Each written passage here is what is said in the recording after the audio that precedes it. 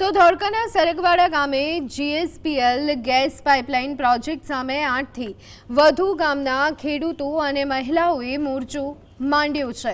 તો આ સાથે જ બોડાદ, અરણેજ, કોટ, વાયલા અને ગાંગડ જેવા ગામોના ખેડૂતો છેલ્લા 5 દિવસથી ખેતરમાં મંડપ બાંધી ભજન કીર્તન કરી અનોખો વિરોધ કરી રહ્યા છે।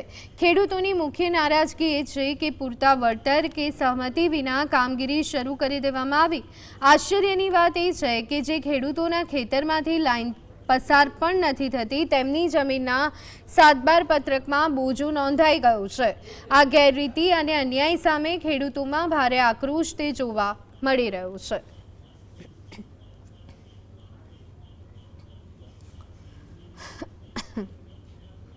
તમામ ગામોના ખેડૂતોને ગેસ લાઇનનું નુકસાન થાય છે અને ખેડૂતોની પરવાનગી લીધા વગર 7/12માં 7 દિવસમાં કાચી નોંધ પાડીને 7 દિવસમાં પાકી એન્ટ્રી પડી જાય। કોઈ ખેડૂતની મંજૂરી લીધી નથી। ત્યાં જીએસપીએલ વાળા છેક ભોળાદથી ભાયલા સુધી ગેસ લાઈન લઈ જાય છે, એમાં ખેડૂતોને એ લોકોએ મંજૂરી લીધી નથી અને જાણ કર્યા વગર સુનાવણી પણ કરી નથી અને લાઈનનું કામ ચાલુ કરી દીધું છે। એટલે અમારા 10 ગામના જે ખેડૂતો છે એનો